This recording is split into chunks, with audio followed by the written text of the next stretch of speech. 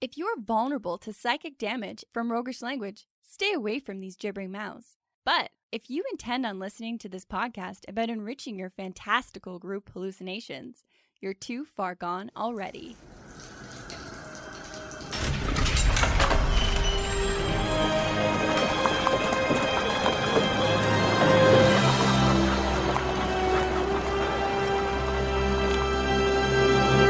Your next game is going to be jaw-droppingly twisty, and here's why.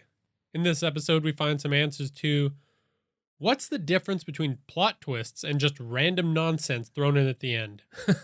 And how do we avoid making your story twists too obvious? And what are some simple steps to melt players' minds into a gelatinous goo? Welcome to the Hook and Chance podcast. I'm Jordan. And I'm his brother, Travis. So what in your mind is the mother of all plot twists? The one that stuck with me the best was the end of Sixth Sense. I mean, I think everyone brings that up when they think of plot twists. Right, where the kid's got a lot of unwanted dead friends? Yes, it was actually a heartwarming story of a child who has too many dead friends. No. Bruce Willis finds out that he's dead is the real twist. Yes. So what do bad plot twists sound like? Rando ones. Like ones that don't really seem like they were being led up to. It feels like they pull the rug out from underneath you. Yeah, I think the classic version of this was, it was a dream the whole time. Yeah, that one especially gets me. This is infuriating because, like, what if we told you, like, oh, Jordan's been dead this whole time? Oh, geez, plot twist. Or Travis is a tiny alien piloting a human body. Turns out we're not brothers after all. Haha, plot twist. Turns out I'm Travis's grandfather. I'm your grandfather. These are all terrible plot twists. These are awful. So what are good plot twists? They're a surprise that changes the final and expected outcome of the plot. That's pretty important. It's really hard for me to understand as a DM where I'm at with my players. Like, I think it's incredibly easy to think, okay, I'm leading up towards this big grand reveal that things aren't quite what they seem. And like, I don't have any problems getting to that point where I say, oh, it's actually this twist.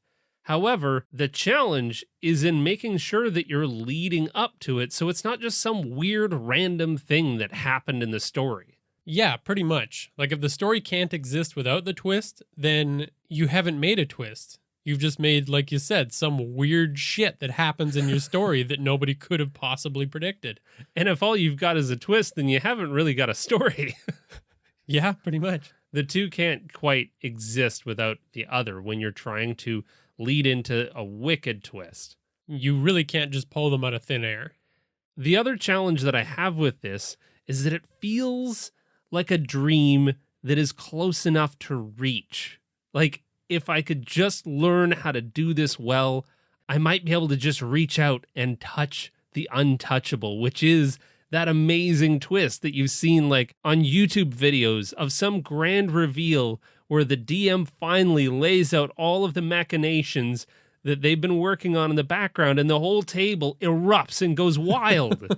I want that. It seems like the DM must have been planning this for like 15 years. Yeah, like they've been on this track for so long, and finally it is paying off. And that's an amazing dream, but like I say, it feels close enough to touch it, but it's just, I don't know how to get there. Yeah, it seems also at the same time very complicated. And sometimes I'm afraid because when I attempt to use them, they can end up being way too predictable. Like the party figures it out 10 minutes into the session, Yeah. And then I'm, well, I guess I'll lead you here, but... Oh, rip. On the opposite side of the spectrum, they're way too impossible to predict.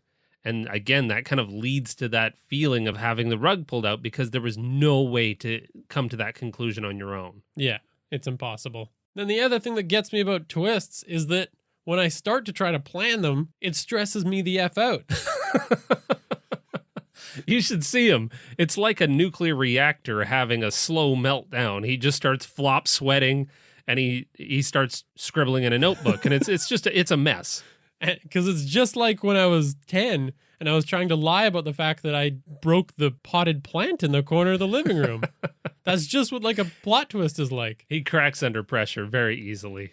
If you don't keep your lies straight and you plan them poorly, you end up just needing to double down on your lies. You make up more lies and twists until you've just got this mess of nonsense that nobody could ever believe, and it doesn't make any sense. Jordan is a terrible liar, in case you're wondering. Yeah. Me, on the other hand. He lies all day. Yeah, twists really do call on you as the DM to be an expert liar. And in this scenario, you're not lying to the characters, you're lying to the players. Yeah. It's not a matter of luck of the dice. It's a matter of skill and your ability to keep a poker face. Yeah. So what we need to do is, I mean, clearly the bad liar as Jordan and the good liar, me, both need help planning out some of these plot twists. And even though they can be really challenging, they also lead to some awesome, unexpected character reactions or even character growth. Man, that's so cool, because if you can give that to a character, the opportunity to say, my whole perception of this world has changed, my character is now forced to grow, that's some cool story beats right there. And see how they deal with this stress. And of course, if you do it well, you get the best player reactions you ever get from D&D. Yeah, that dream is so satisfying. I want to get there. Yeah. And they also just keep players really interested in a story. Like if you pull off one good plot twist on your party, that means next time they'll be like, whoa, this is interesting because I don't know where this is going for sure. And what a wonderful feeling to have all of your players on a string, just gently tugging them along on the story that you're trying to tell. The power, the control, it's amazing. That's why we play this game. To manipulate people, I love it. Yeah. Okay, no, bad. All right, so let's talk about actually using them well and the steps to take in the Strategy Stateroom. Let's do it. This is the Strategy Stateroom, where inventive and cunning tactics are crafted for when they're needed most. Okay, so if we want to arrive at this eventual amazing plot twist, we need to lead the story in one direction. We're kind of telling two stories at the same time. We've got the real story of what happened, and over top of that, we have basically a lie, another narrative that is eventually going to switch to reveal the one that was beneath. And that lie narrative is the one that you need the players to believe the entire time. It needs to be a complete enough story that they're not questioning if there's anything deeper. And it has to be so complete that the story still makes sense on its own. So the steps. First, we need to craft a twist. And what's involved in that is we have to figure out what the actual story is, what is the reality. Then we go into what is that assumed story. So what is the lie that's over top of the reality? And then what's the motivation to tell the lie in the first place? Then you want to build 3 anchoring lies that lead the party to believe that assumed story. Then, just so we can avoid that pull the rug out feeling, we need to build in 3 subtle clues that when the twist is revealed, the players can think back to those moments and go, it was in front of us the whole time. It actually does make sense. And finally, you give the big reveal, which comes in 2 small parts. The subtle reveal to see if they figure it out, and if they don't, the major reveal, which will make that truth obvious. All right, so let's get into more detail in each one of those points. Let's start with crafting a twist. So this consists of 2 parts. Like we mentioned, an actual story, the reality, and then the assumed story or the lie that goes on top of that reality. And they are completely dependent on one another. You cannot jam a random twist into a story you've been telling. Because, I mean, imagine if the end of Sixth Sense, Bruce Willis was a spy.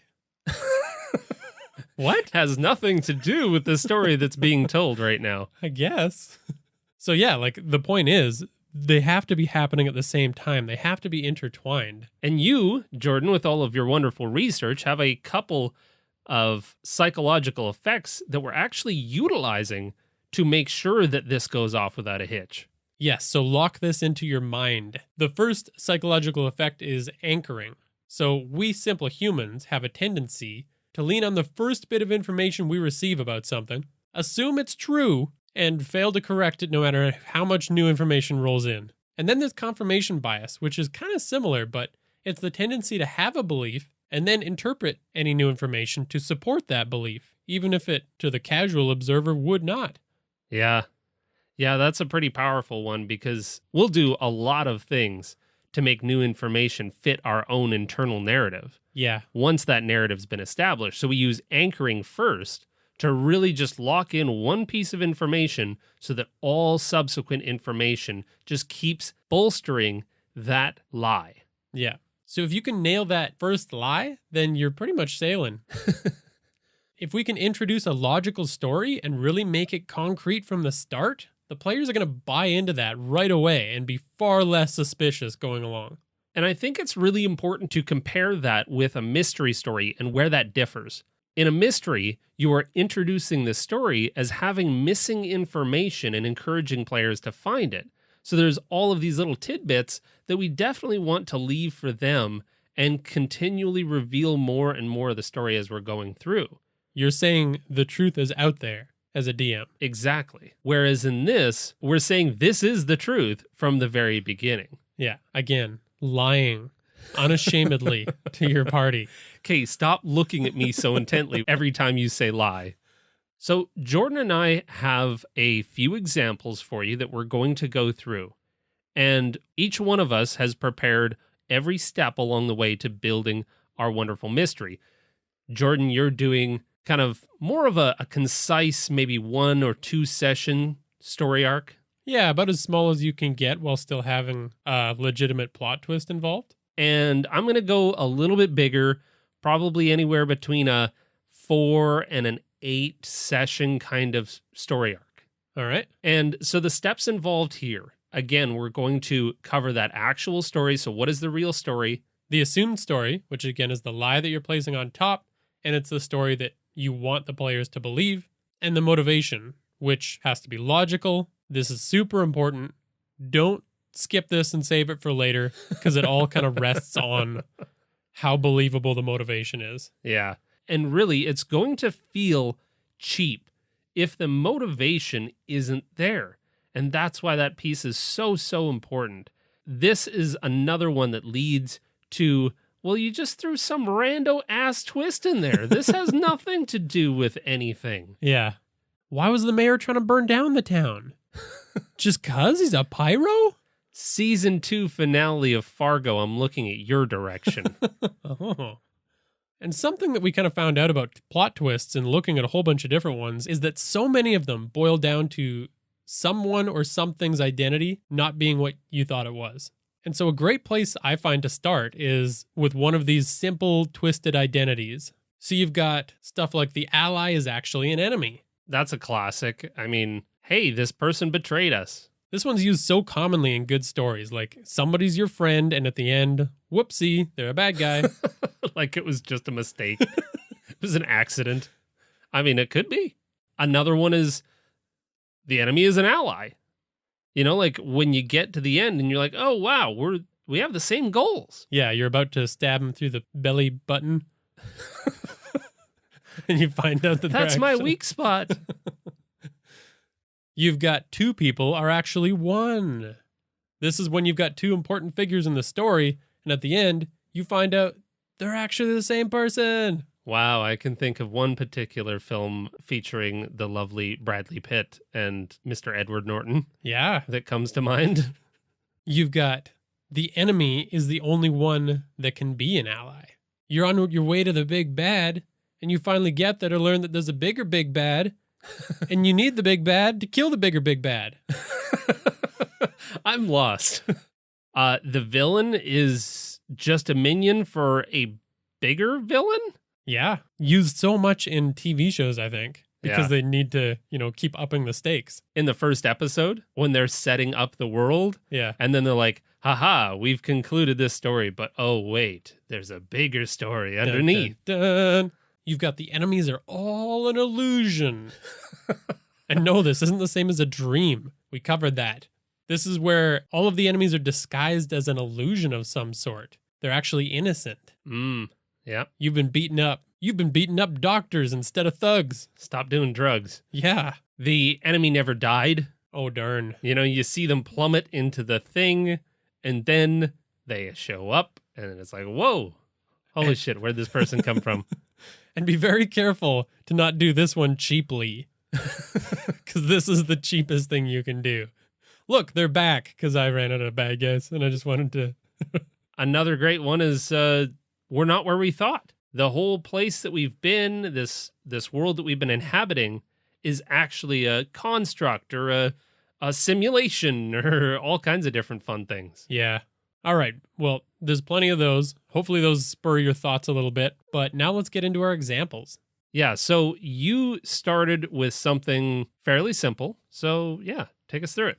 Yes, my goal was to be as simple as possible. So the mistaken identity in this case is that the enemy is just a minion. We'll go with that classic one. The actual story is that a traveling man is releasing monsters nearby small towns when he passes through them. Okay, so what's the lie that's on top of that? That there's a random monster nearby the small town that the adventurers are in that happens to be terrorizing the town. So starts off pretty simple as a basic monster hunt. Exactly. The town needs you to go and slay a monster. It's the first adventure of D&D. Okay, so why would this traveling merchant do this? Well, I went with revenge. He's been trying to sell his bad paintings of monsters to these towns for years. So they're just like shitty paintings and he's feeling jilted. Yeah. That they don't buy his terrible paintings. Yeah, and some people are rude to him sometimes. So petty. Yeah. All right. It's not the biggest idea in the world, but what do you got? Well, I'm going to go a little bit elaborate for this one, so hold on. So the actual story. A king has recognized that they have become an unloved tyrant. Always a bummer. Not having long to live and wanting to pave an easier path for their daughter and heir, they seek to weave a new narrative to their death by being murdered and martyred. Oh. It's kind of like one of those late in life revelations, like, I've done everything terribly. In doing so, they hope to make the transition less about an heiress being given the throne through succession of a family line, and more about a party of heroes committing regicide at the behest of a strong queen who will not stand for her father's bullshit anymore. They want to go down in a bang and not just go to that slow decline of his own authority. Well, yeah, I mean, she'll have such a better chance at winning the trust of the people if she has basically a platform to say, hey, I'm not going to make the same mistakes again. So to achieve this, the king will hire some outsiders, a party of adventurers that they have recently been made aware of. Cool. So what's the lie that's layered on top? So the lie is, this king has hired a talented actor to play the role of a king who's been imprisoned since the beginning of the decline of their reign. So the idea here is that this actor is going to fool the adventurers into thinking that they've been in prison and that the tyrant that sits on the throne currently is really just an imposter. Interesting pitch. Yep. So they're going to be hired to murder the king by the twist actual king. Oh, dang. Get that creep off the throne. Oh, right. That's the lie. Yes. You had me for a second. Ah, see, I already got you. All right. So the next step is to build 3 anchoring lies. So these are lies that tell your assumed story. And remember, we want to make sure that the first one is pretty darn rock solid so that it's one that the party can build that confirmation bias for every subsequent clue that follows. And with these, you do have to be careful never to negate the actual story. So just keep in mind the truth that you're hiding. And again, just to clarify this, don't do any smirks or mystery eyes. You're trying to trick your players. And the reason that it's kind of crucial to plan these out ahead of time rather than just come up with them on the fly is number 1, they've got to be believable lies. And number 2, planning out at least these few beats just allows you more mental space in game for the fun stuff. Yeah. So what are your lies? My anchoring lie is that the mayor invites the party to a meeting. Okay. The mayor has an expert researcher on the team that has extensive knowledge of the monster. All the focus is on the fact that we've got ourselves a nasty monster that's been attacking the town. Okay. That's just so straightforward. Yeah. There's no suspicion there. Yeah. My second lie, that a monster expert says that these monsters regularly pop up in town. Yeah, because it's the truth, Yeah. right? They get released all the time by this angry artist. And the third is that a town up north had the same problem. Somebody killed that monster, and it was over. Okay. Is that just another town that this artist is pissed off at? Yes. Wonderful. Wonderful. He's all over these countrysides releasing little monsters on people that don't buy his garbage art. Exactly. Okay. Well, mine is the actor that has been hired to portray the king to the party, to really convince them that they have to go and basically murder a king, is going to have been freshly released or escaped from prison, and the only thing that he has from his time as king is a signet ring that he has had smuggled. Uh-oh. Yeah. Smuggled. Stop Smuggled. there. Very good. The second lie is that obviously, because he was given all this information by the king, because this is a part of his plan, he's going to have detailed information on secret passages that lead into the castle to give the party. Only the king would know that. Obviously. The third lie is an NPC is going to describe a drastic shift in the king. So as the party is traveling through towns, I'm just going to have a random NPC crop up a conversation about the kingliness of the local king. I mean, the party was probably asking somebody about the king throughout their journey. Most likely, yeah. And they're going to describe a drastic shift in that king in the last 5 years, which is also semi-true. The king has just kind of become shitty over time, the real king. Yeah. And this would explain it. Obviously, this guy's been in prison for the last 5 years. Weird. Perfect. And then just to really sell it, I've got my lie number 4, which I'm really excited about, and you'll find out why, is I'm going to have another just random NPC who they cross paths with. A spice seller. Sure. On the way to the kingdom to murder this horrible despot, stop and recognize the person that is traveling with them. Hey, don't I know you from somewhere? So the party thinks that it's because they're recognizing the king and probably help the guy get away. Exactly. Okay, so the next step is building subtle clues. So these are the clues that have to seem insignificant at the time. Keep in mind, this, again, is not like a mystery. These are not clues that we want to be pieced together. These are clues that, when in retrospect, our players are going to go, oh man, I should have seen that. Yeah. And when you're delivering them, remember how crafty players can be, because you don't want to just like drop one at a time and then leave a pause for them to figure it out. It's ideal to try and blend them into like a part of a world building description. Yeah. Something like that. Don't even let them be acknowledged that they're just there. Yeah. Have 3 or 4 other little details around them, and definitely don't raise that eyebrow. Keep it down. Keep the game face on. Okay, so what are your clues? My first clue is that there's a painting of a monster in the local tavern that's being used as a dartboard. It's a bad painting. Okay. Yeah, upon first inspection, it's just a shitty painting. Yeah. And clearly, these bar patrons have no respect for it. And if anyone does ask about it, they can tell the party that, yeah, They bought it off a shitty traveling salesman. What a joker. Ha ha ha. The second is that somebody mentions it seems like these monsters just show up overnight sometimes. They come out of the blue, like I was just hunting that area yesterday, and then the next day there's a monster. It was attacking livestock, but they never get this far into town. Yeah. And then the third is that maybe that monster expert or somebody else can come up and say, this isn't even their natural habitat. I don't know why these things crop up every 3 months. Jeez, that's good. I like it. And give me your clues for the Kingslayers. Okay, so clue number 1 whenever pressed for details that the actor wouldn't really know as king, they kind of get this like far off and distant kind of fuzzy look where they're like, oh, I was in that prison for so long. That's good because you can even play it up as you, the DM, trying to just not, like, I don't know everything, guys. Yeah. Yeah, stop asking me dumb questions. What does this have to do with the story? I forget. Yeah.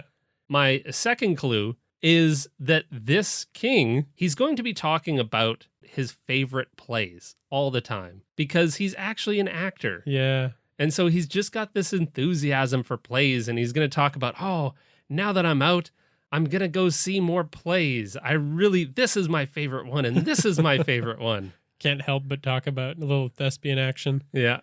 And then finally, and this is why I really liked my fourth lie, is that it also works as my clue 3, is that familiar comment. You seem really familiar to me. Yeah. It's because the NPC that thinks that they're familiar has seen them in plays. They're an actor. Yeah. Perfect. But maybe they won't be able to place them as the king. So hopefully with all 3 of those, once our players get the big reveal, they'll be shocked and amazed and have never seen that coming. And look back on those clues and say, oh, you got me. So that brings us to the big reveal. Now we need to really pay this off. And the key point here is that you need to have the players come to this revelation, which can be a little tricky to pull off because at no point should you, the DM, say, come on, you guys, this is what's going on. Or ever have to really spell it out yourself. What we really want to try to achieve here is having at least half the table get that look of enlightenment on their faces.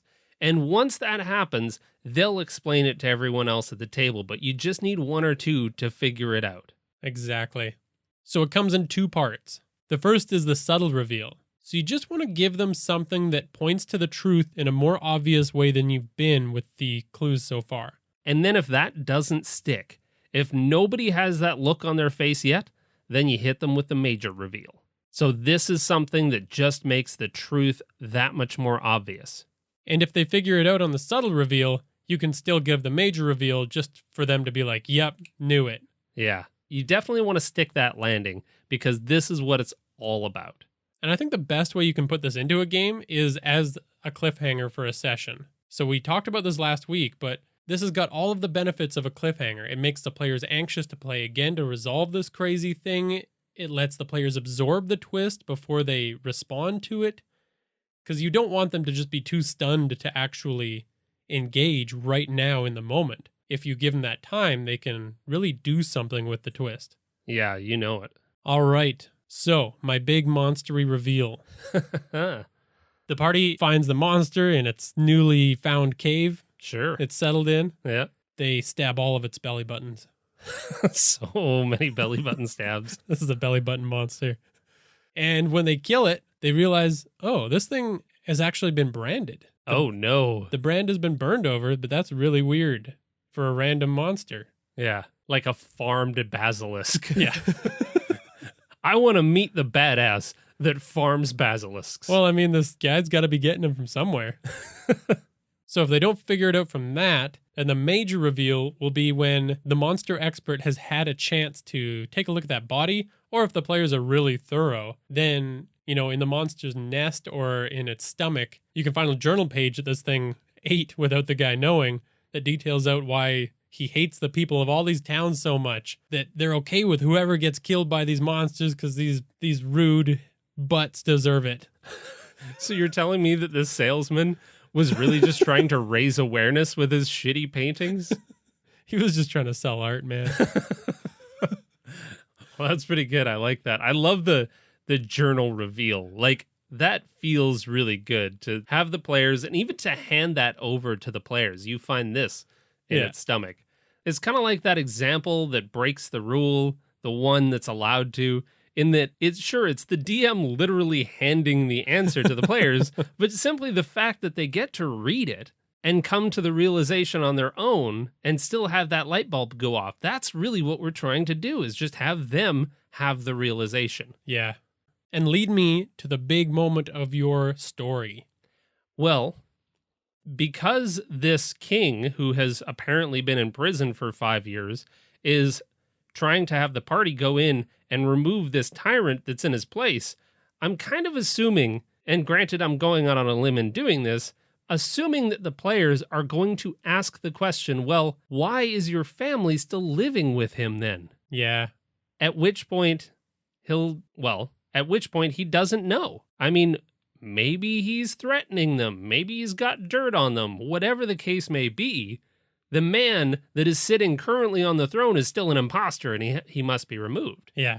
So this leads to my subtle reveal, which is that when the party actually does something, whether they murder or tie up or arrest the king that is currently sitting on the throne, that the family is really and truly upset. The daughter is just like uncontrollably sobbing over the loss of her father. That's assuming that the players do what players do, which is murder everything. Yeah. Or I mean, even hogtied. That'd be pretty. Yeah. distressing. What are you doing to my dad? Yeah. So that's my subtle reveal. The major reveal will show up later when the party decides what they want to do, whether they take a aggressive action and actually murder the king, or if they take a more subtle approach or diplomatic approach, whatever the case may be, the daughter of the king is going to find the letter that he would have left her explaining his plan. She wouldn't be able to go ahead without really understanding what all of this chaos was all about. So the king would have had to leave some kind of note describing what he had intended for his daughter, the kind of legacy that he hoped to repair with her becoming queen, and then, of course, to let the party go. That's going to be an awkward conversation, depending on how this shook out, as well as pay the actor with lands and, say, title because of the deal that he had struck with this actor, releasing him of any wrongdoing. So when the party gets a chance to read this entire document, if somebody in the room still doesn't understand what happened there, well, then I've got bigger problems. Okay, so to recap, in the crafting of a twist, you need to answer what's the actual story, what's the assumed story, and what's the motivation. And then follow that by building 3 anchoring lies and 3 subtle clues to lead you all to the big reveal. I appreciate your showmanship. Thanks. All right, then, moving on. This is the Temple of Inspired Hands, where amazing products and revolutionary ideas are brought to light. So in this Temple of Inspired Hands, I just want to talk about a couple of projects that are just really cool. That's it. Sorry. There's no deeper meaning here. They're tabletop games, so cool your jets. It's not like I'm just going to be talking about my new pair of shoes or my sweet thrift store shirt. Check out my new Reeboks. It's related.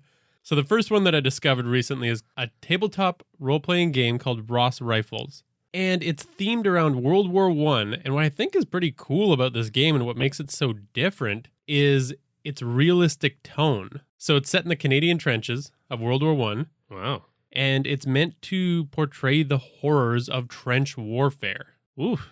I would imagine that this would be a pretty ruthless game in terms of, like, survivability. I would think so. And I think it's also based around the emotional side of things too, because this is straight from them, but it's focused on emotional, personal storytelling in a horrific historical setting. Ross Rifles is also an educational tool intended to immerse players within the world of the Great War and bring the experience of the Canadian Expeditionary Force to life in the players' minds. And it's just something that I don't see very often from role-playing games. Like, I'm all about that weird stuff, right? Yes, 100%. And I just think that this would be a very different experience that I'd be pretty into.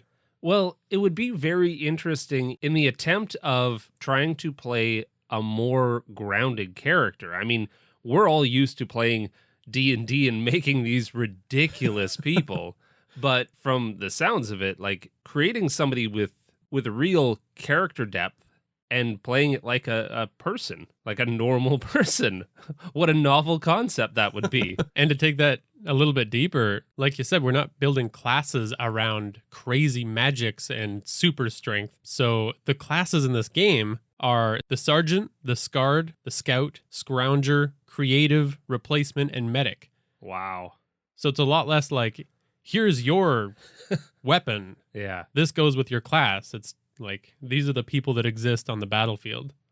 Wow. That's, it feels like a real thespian challenge, Yeah. to be honest. Trying to play that character and has a lot more gravity. And it feels like if you tried this out a bit, there definitely might be some things to bring back to the other characters that you play.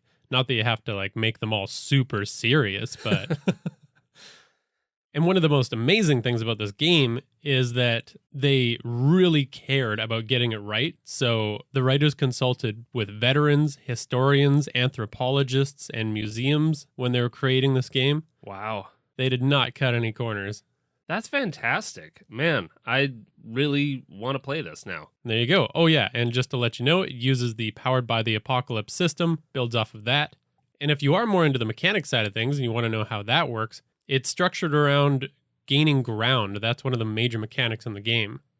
So that's your objective. And as they say, again, the game effectively bridges the gap between highly structured combat-oriented RPGs such as D&D and the reflexive, narrative-focused simplicity of Powered by the Apocalypse. Very cool.